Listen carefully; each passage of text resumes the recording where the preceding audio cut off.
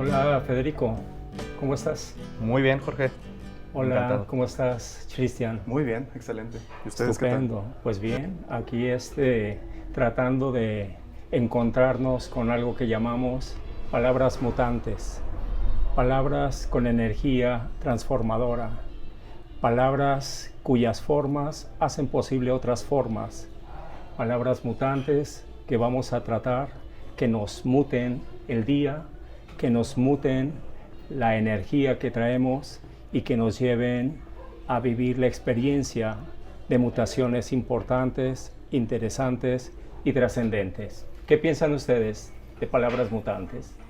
Pues encantado. Justamente creo que el lenguaje transforma y justamente vamos a buscar esa transformación, a compartirles esa transformación también a nuestros escuchas. Y pues bueno, encantado de participar en este proyecto.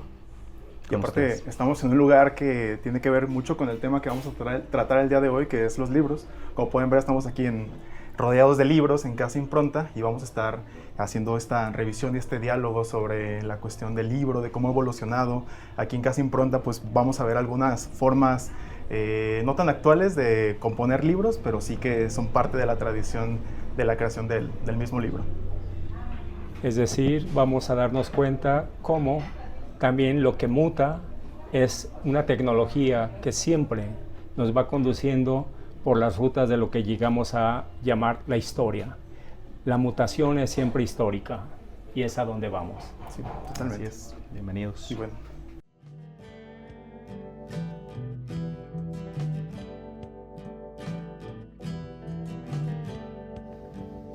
Impronta Casa Editora es un proyecto que reivindica el valor de hacer libros de manera artesanal.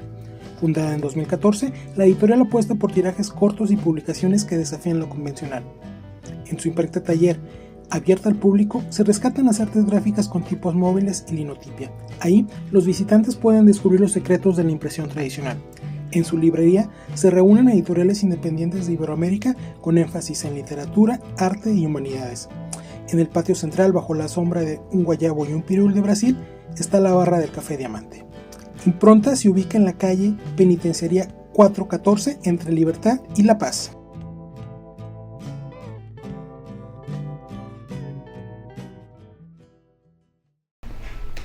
Encontrarnos con las palabras mutantes es al mismo tiempo tratar de saber dónde pudo originarse estas palabras. Las palabras que a continuación voy a expresar tienen como origen este libro de Irene Vallejo, El infinito en un junco, la invención de los libros en el mundo antiguo. Si atendemos entre tantas historias que nos cuenta Irene Vallejo en este libro, hay una palabra que me parece es fundamental, que es la palabra biblioteca. Y entonces, hablar de la biblioteca es hablar de una gran invención, es hablar precisamente de lo que ha permitido la vida de los libros. Hablar de la biblioteca es al mismo tiempo reconocer una estancia con diferentes cuerpos cuya escritura es lo que hace la diferencia. Hablar de la biblioteca es tanto como reconocernos en el conocimiento del mundo antiguo, pero también del mundo que todavía hoy habitamos. Hoy en día sigue habiendo bibliotecas, solo que hoy la mutación ha ido hacia lo digital. Pero la biblioteca es el gran espacio, el gran territorio en el que ha hecho posible que los libros se mantengan vivos. Así es, y bueno, justamente la biblioteca es, además del resguardo de libros, un lugar de encuentro para los lectores, ¿no? Me parece que es un espacio que pues debemos de resguardar también como sociedad y que nos permite encontrarnos con esas palabras mutantes y que nos va a permitir también socialmente pasar a un nivel importante de conocimiento, ¿sí?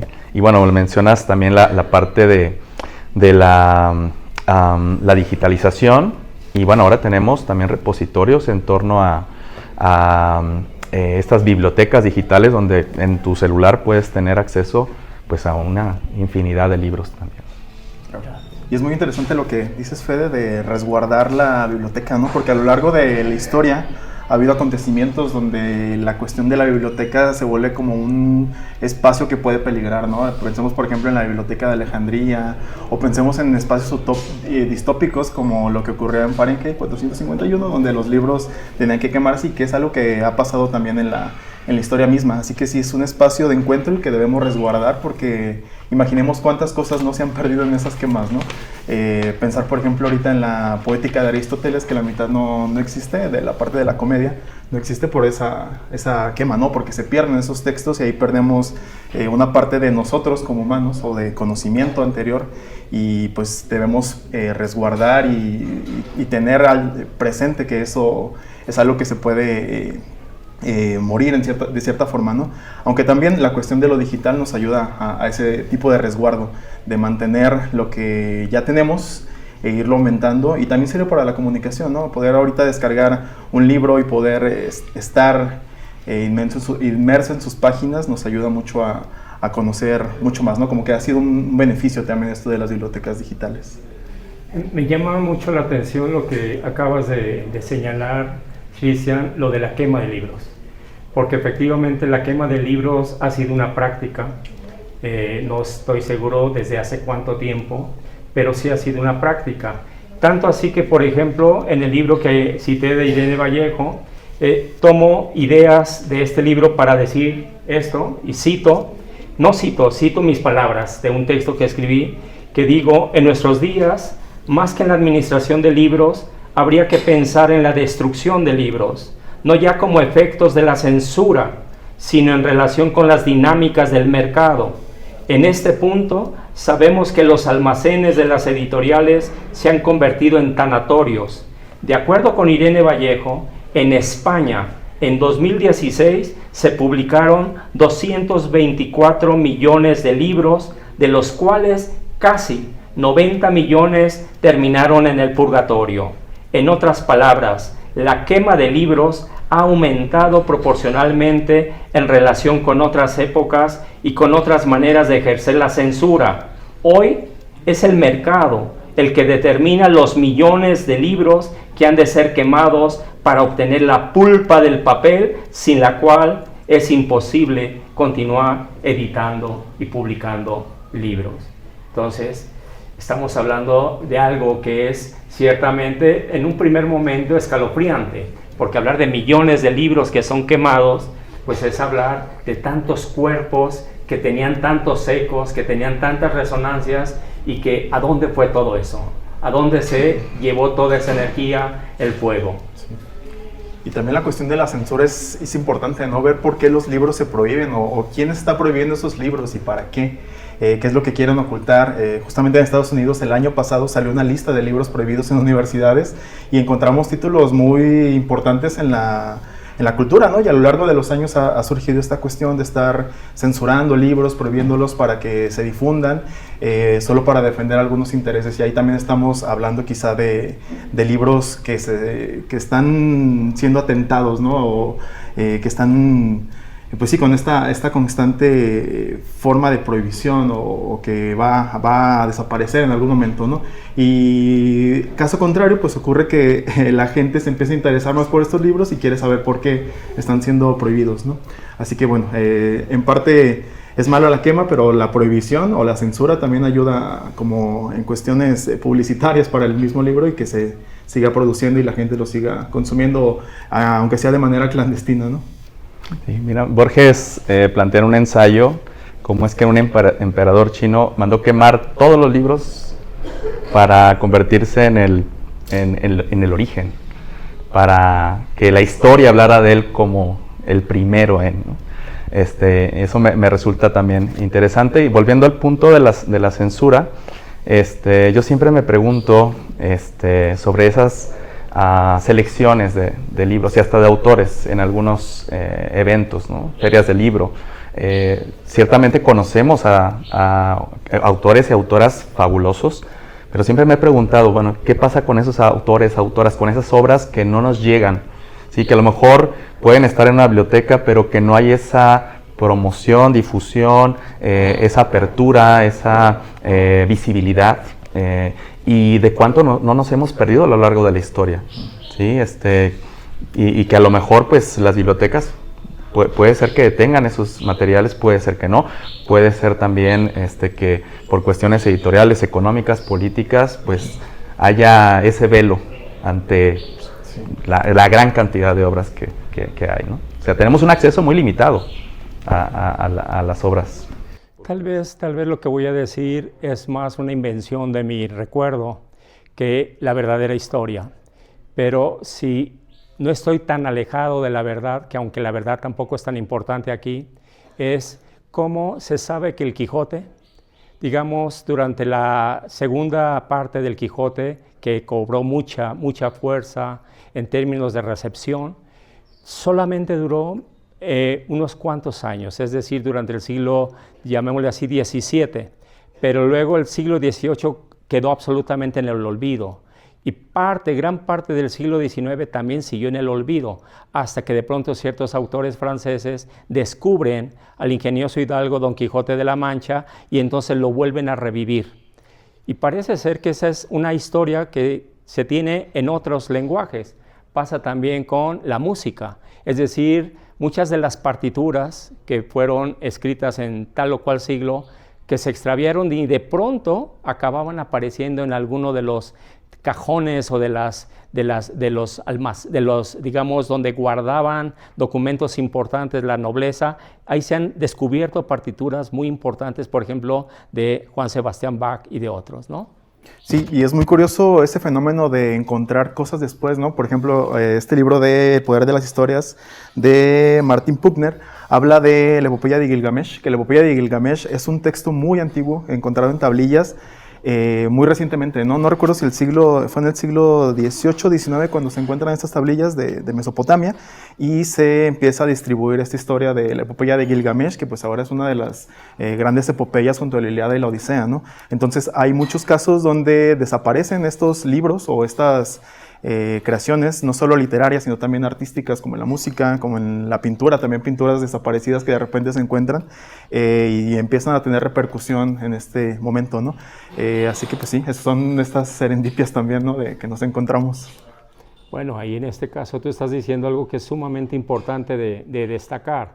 Es decir, hay obras que las vemos o las leemos en libros, pero que en su origen fueron obras completamente de lo que se conoce como las culturas de la oralidad. Es decir, en las culturas de la oralidad estamos hablando de los grandes poemas épicos como la Ilíada y la Odisea, como estamos hablando de otras obras, y que con el pasar de los años, esas obras que fueron mantenidas en la memoria colectiva, acabaron de pronto llevadas a un registro de escritura, de código escrito. Y entonces estamos hablando ahí de libros cuyo origen fue la palabra oral y que luego terminó en esa palabra escrita. ¿Tú qué piensas de esto? Sí, pues justamente pensaba en torno a cómo es que el libro entonces también es un repositorio de la memoria humana.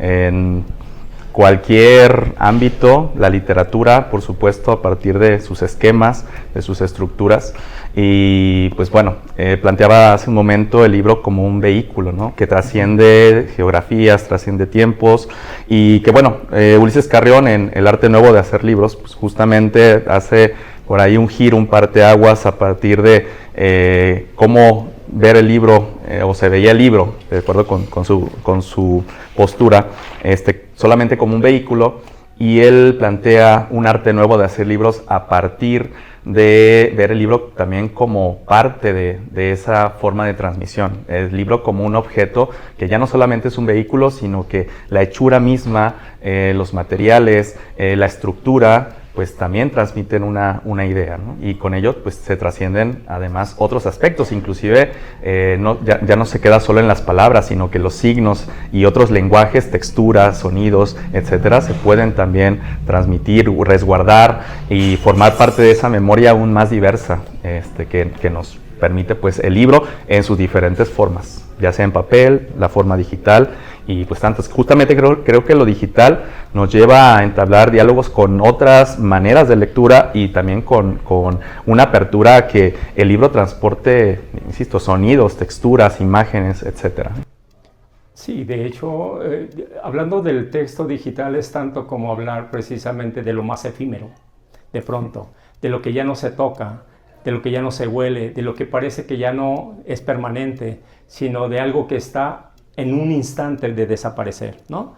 Pero permanece en la, digamos, permítanme la paradoja, desaparece en la aparición, ¿no? Porque es como lo que pasaba cuando las primeras máquinas, lo que llamamos las computadoras, que había personas que temían que lo que habían escrito, cuando volvieran a encender la computadora, ya no apareciera. Y pasa algo semejante con el texto digital. Sí. Y volviendo a eso que tú decías, Federico, digamos, de esa memoria que se guarda en el libro, también hay que decir que no es una memoria quieta.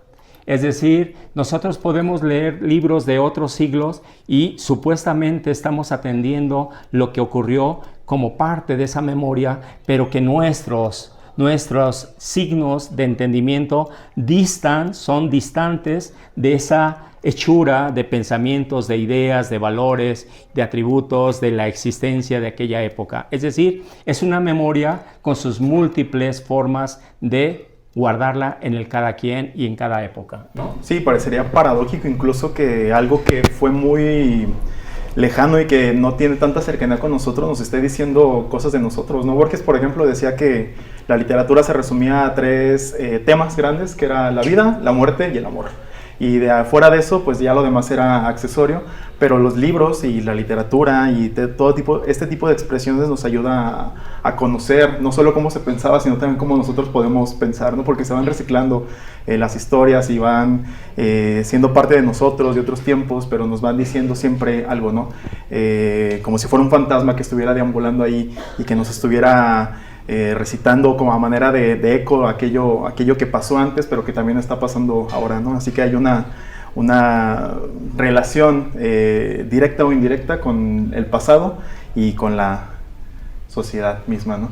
Estupendo. Bueno, vamos a ir a una cápsula. Tenemos una cápsula grabada con la doctora Blanca Estela Ruiz, directora del Centro Documental Carmen Balcells, y vamos a verla.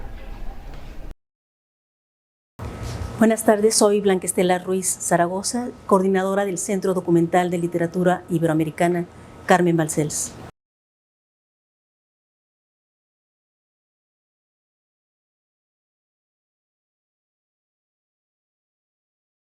De la idea de rendir un homenaje a esta figura emblemática, Carmen Balcells es la agente literaria, cuya revolución en el universo editorial marcó, podemos decir, un antes y un después de la edición en México, de la representación de los autores del boom latinoamericano, ¿sí? Y rendirle ese homenaje por sugerencia de Carlos Fuentes, de Mario Vargas Llosa, ¿sí? Que reconocen en Carmen Balcells una impulsora del boom latinoamericano, que fue un fenómeno editorial. En noviembre, el 26 de noviembre de 2016, se inauguró el Centro Documental.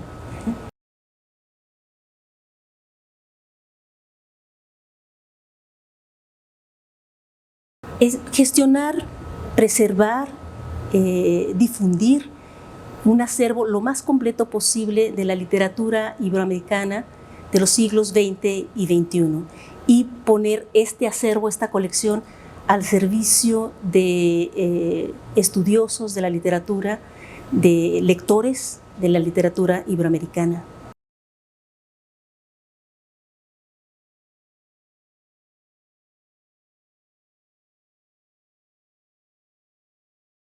Uno de los objetivos del Centro Documental es crear un espacio, un foro en donde converjan estudiosos de la literatura a través de foros, de charlas, de conversatorios, talleres, cursos, donde muestren sus experiencias en la lectura, en la investigación literaria, pero también crear un espacio de esparcimiento, de placer para quienes gustan de la lectura de textos iberoamericanos, de escritores iberoamericanos, y encontrar en esas lecturas la posibilidad de otros universos, de otras vidas, de otras maneras de concebir las relaciones humanas.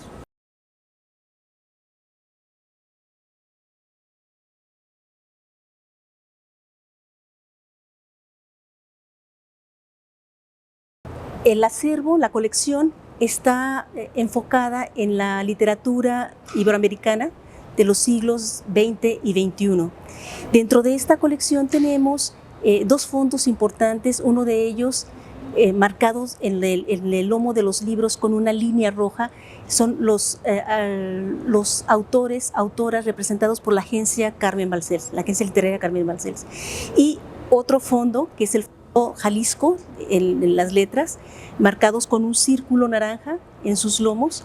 Es un fondo de reciente creación, apenas tenemos alrededor de 2.000 volúmenes en el Fondo Jalisco, ¿sí? de nuestro acervo, que tiene 18.000 títulos, casi 19.000 títulos y 13.000 volúmenes, ¿no? Perdón, 13.000 volúmenes y 18.000 títulos. Bueno, tenemos libros firmados por Carlos Fuentes, por Mario Vargas Llosa también, quien más nos ha firmado también Fernando del Paso, ¿sí? Tenemos primeras ediciones también que están como referencia, y tenemos un manuscrito en fotocopia de Rayuela de Cortázar. Entonces, bueno, son de las joyas que tenemos aquí en el Centro Balcells.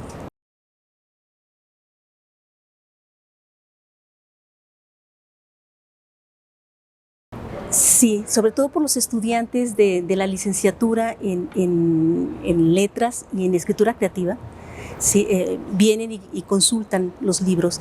También hemos hecho un acuerdo de colaboración con la Maestría en Literaturas Interamericanas y tenemos algunos títulos importantes de escritores centroamericanos que, bueno, no se consiguen en otros acervos.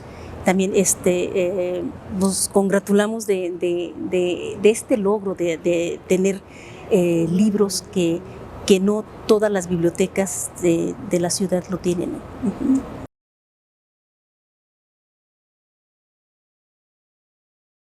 Tenemos la mayoría de las obras casi completas de los autores representados por el boom latinoamericano, ¿sí? De hecho, con esa colección comenzamos el centro documental, el acervo del centro documental, con los autores representados del boom latinoamericano, cuyas imágenes pueden ver aquí en el fondo. Son estos autores, entre ellos algunos premios Nobel de literatura que están aquí, ¿no?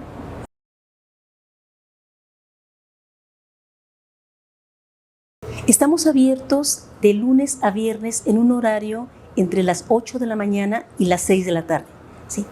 Hemos ampliado un poco nuestro horario hasta las 6 de la tarde.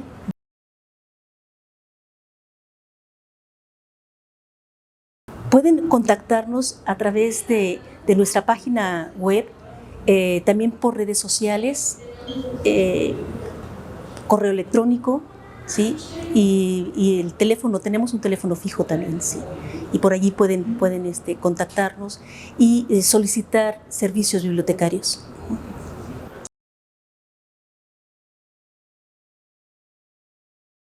Tenemos un proyecto que se llama El Balcells sale a la calle.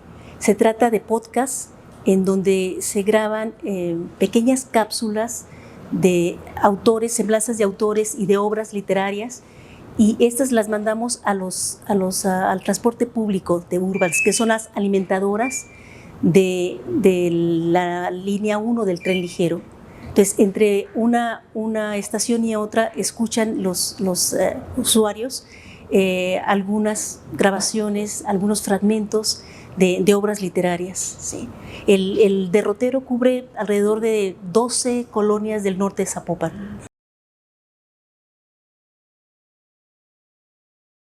Claro que sí, son muy bien recibidos. De hecho, el corazón del Centro Balcells late gracias a los estudiantes que hacen su servicio social con nosotros y sus prácticas profesionales.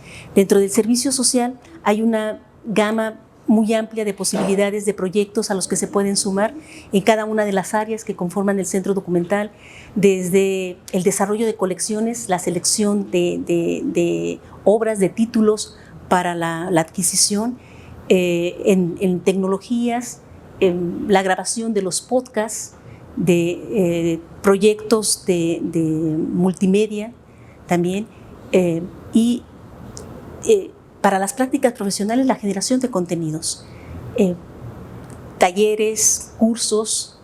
También pueden proponer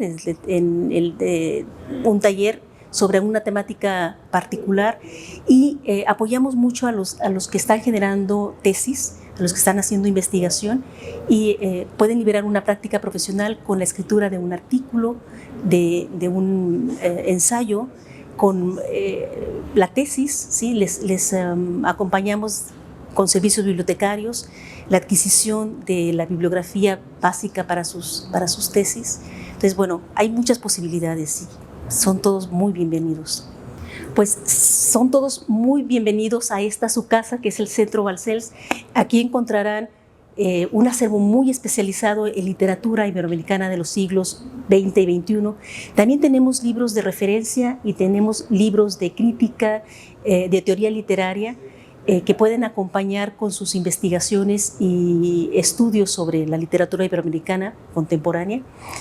También son muy bienvenidos para realizar aquí su servicio social, su práctica profesional. Además, con el plus de recibir capacitaciones sobre herramientas bibliográficas, gestores de referencias, la introducción a la biblioteca digital, por ejemplo, y en catalogación también. Sí. Bien, pues estamos en una primera mutación, pasamos de un espacio a otro espacio. Aquí nos encontramos en el silencio de los libros y entre el ruido de las horas que nos están rodeando todo el tiempo, de una forma en que el pensamiento se encuentra con las palabras. ¿Cómo te encuentras con las palabras tú, Cristian? Súper bien. Siento que la cuestión de las palabras es el motor, no solo de este podcast, sino también de cuestiones como la literatura, la comunicación misma.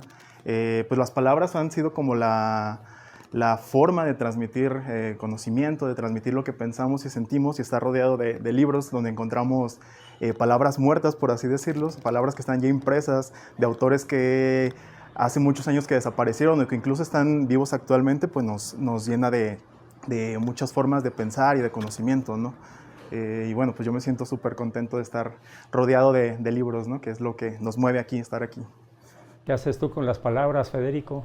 Pues creo que justo son las que propician esos encuentros comunicativos.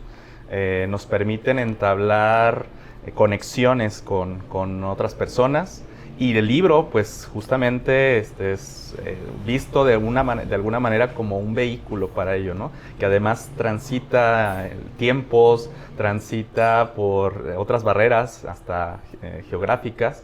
Y bueno, justamente volvemos a ese punto, ¿no? El encuentro que nos permiten las palabras y la maravilla, pues, que es el crear esas conexiones comunicativas, el poder decirle algo a alguien más.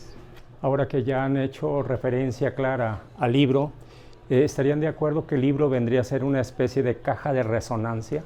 Es decir, en ese libro hay una caja que resuena y que es necesario abrirla para tratar de escuchar todo lo que ahí puede ocurrir, todo eso que ocurre y que leemos de una forma que suena en nuestro pensamiento, en ese pensamiento que se vuelve un laberinto de voces que nos conducen de alguna manera a esa creciente ola de ecos y de palabras que nos transportan en una mutación permanente.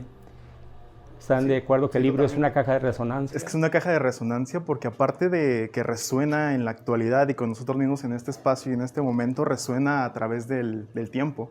O sea, y entablar el diálogo con autores que quizá ya no existen. Por ejemplo, yo poder leer a Homero, leer, no sé, a Cervantes, es esa caja de resonancia porque son ideas que estuvieron alejadas mucho tiempo de mí y que están repercutiendo en mi cabeza de cierta forma o me están diciendo cosas de mí que yo no conocía, ¿no? Así que es una caja de resonancia porque está proyectando esas ideas hasta este presente donde yo estoy, pero a la vez me dicen cosas de mí mismo que quizá yo no conocería de otra forma, ¿no?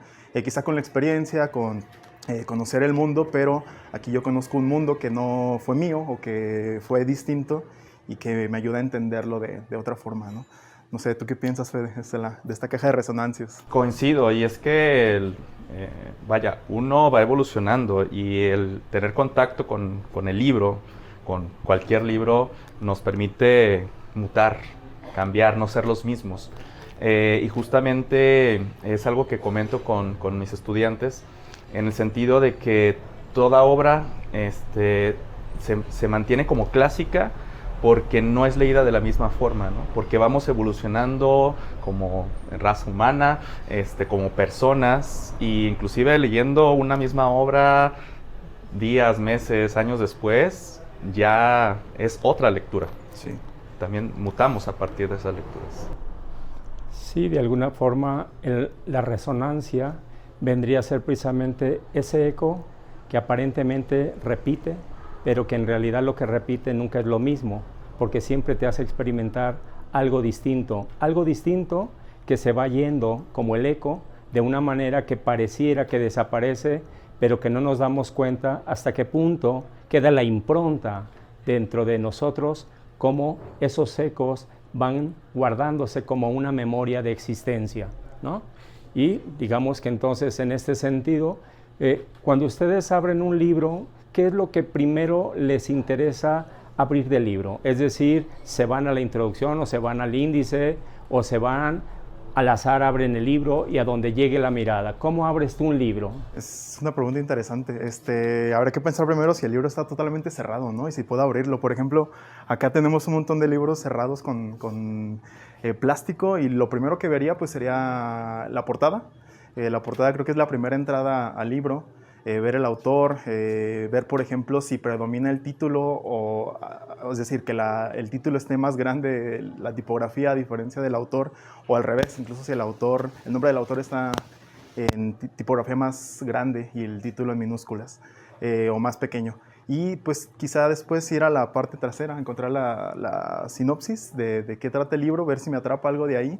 Y si sí, pues aunque me lo prohíban, romper el plástico y ver qué hay dentro para ver si es lo que estoy buscando o si es algo que me va a decir algo de mí mismo.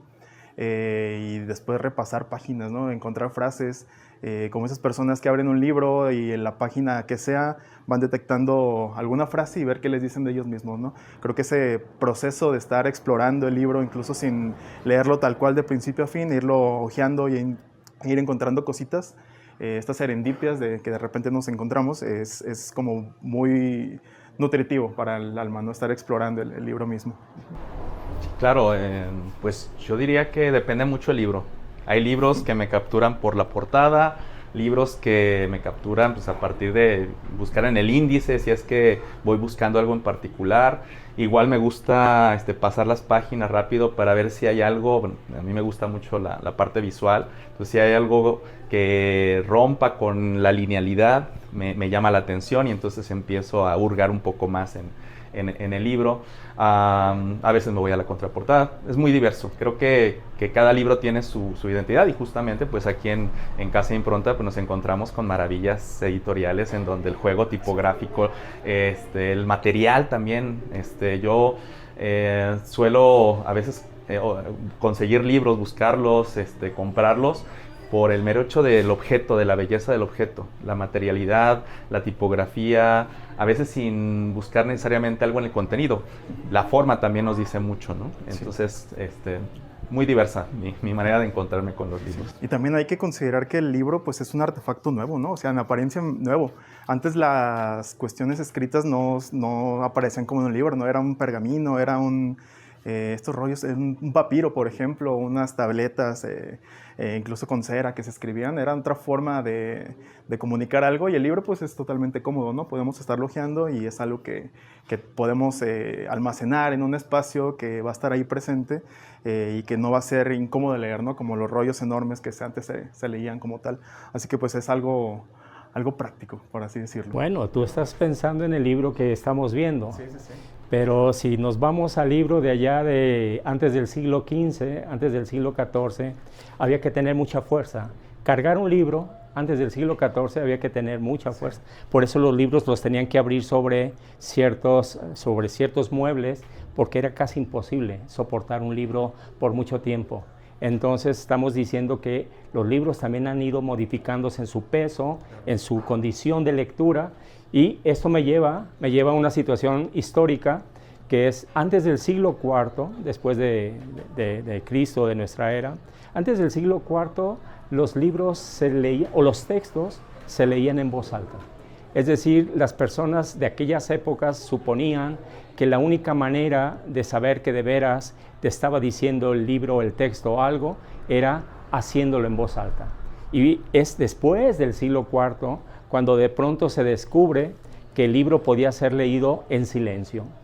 Y la pregunta que yo me gustaría saber ustedes, cuando tú estás leyendo, Federico, un libro, ¿te ves pronunciando las palabras o solamente crees que se están escuchando en tu mente, en tu cabeza? ¿O las murmuras estas palabras? ¿Cómo es cuando tú lees? ¿Hay un sonido que sale de tu boca o este sonido solamente se está gestando dentro de tu mente, dentro de tu cerebro? Creo que cuando me encuentro con esos fragmentos, esas frases, me gusta externarlas, ¿no? Quizás sea esa necesidad antropológica de querer emitir, de querer justamente funcionar como esa resonancia y externarlo, sacarlo de nuestro ser. Entonces creo que a mí me pasa que sí suelo murmurar, suelo hasta enunciarlas en voz alta cuando quiero que permanezcan más en mi mente. Sí, sí, es que volvemos a esa caja de resonancia, ¿no? Hay palabras que nos mueven y que queremos sacarlas de nuestro cuerpo de cierta forma y puede ser pronunciándolas tal cual, ¿no? O no sé, subrayándolas, escribiéndolas en otra parte, pero para que se queden guardadas en ese instante, pero también dentro de nosotros y que a la vez puedan salir leyendo en voz alta, ¿no? También depende de la acción. Siempre se ha creído que la lectura es una actividad silenciosa e individual, pero pues hay que considerar ese tipo de cosas, ¿no? Que antes se compartía para los demás, para que pudieran conocer qué se estaba leyendo. Por ejemplo, seguro les ha pasado que hay pasajes que les gustan y quieren compartirlo inmediatamente con la persona que está cerca, ¿no? Así de, mira, acabo de leer este párrafo o acabo de leer este poema y me movió en algo en él y quiero que lo escuches tú también para ver si sientes lo mismo. Como que hay esa necesidad de poder hacer sentir que las palabras rebotan en alguien más, no solo en nosotros, en nuestro interior. Sí, de hecho podríamos decir que el texto en su relación con el lector guarda ese silencio, pero el que lo escribe, sucede que muchas veces el que llamamos el escritor o la escritora, una forma de poner sobre, como se diría, a prueba, es leyendo en voz alta lo que escribe, porque de esa manera se asegura si hay ritmo, si hay claridad de idea, si hay una personalidad de la voz. Es decir, cuando se escribe, el texto puede conducir de pronto a la necesidad de pronunciarlo de viva voz, en tanto que cuando se lee, cuando ese es el receptor del texto, entonces se vive una experiencia silenciosa. Pero también, desde luego, hay textos, como bien dice Federico, que hay fragmentos que nos hacen sentir la necesidad de leerlo en voz alta. Y yo pienso sobre todo en eso que llamamos los poemas, es decir, los libros que llaman poéticos. La mejor manera de experimentar toda la fuerza mutante de la palabra es precisamente leyendo en viva voz el texto poético, que es la mejor manera incluso de experimentar todos los fenómenos acústicos y todos los fenómenos energéticos que son portados por la palabra, que es verso, el verso que es un cuerpo construido completamente con palabras mutantes. Amigas, amigos, pues esta primera mutación la abordamos en torno al libro, en este precioso lugar, Casa Impronta. Y, Jorge, perdón. Y aquí estamos en estas mutaciones que, como habrán visto, los escenarios no necesariamente son siempre los mismos y la intención de encontrarnos y reconocernos con las palabras mutantes. Claro, y hay que considerar que el libro, la palabra, siempre está en constante cambio y que pues ese cambio pues hay que darle sentido, ¿no? Con estas mutaciones de los temas que estemos hablando y que vamos a abordar posteriormente, y considerar pues que el libro no es algo fijo, algo que se queda en un espacio congelado, sino que va a estar evolucionando y va a mutar, ¿no? Aunque sean las mismas palabras, siempre va a haber significados distintos, y eso queremos encontrar en estas pláticas. Sí, de aquí vemos un horizonte que estaríamos pensando cuál podría ser nuestro siguiente espacio de mutación. ¿Qué piensas, Federico, de este horizonte? Oh, pues da para muchas ideas. Ya iremos planeando nuestra siguiente mutación, y bueno, esperamos que justamente sirva para transformar a nuestra audiencia. Sí. Pues muchísimas gracias por acompañarnos. ¿Qué dices tú, Cristian? Pues nada, invitarlos a que también sean parte de esta mutación, que comenten, que cualquier comentario, diálogo y idea que pueda surgir de estas palabras que estamos transmitiendo nosotros también repercutan y que sean parte, que se vuelvan partícipes de esta mutación. Pues encantado de estar con ustedes charlando. Un placer. Un gusto estar aquí con ustedes. Bueno.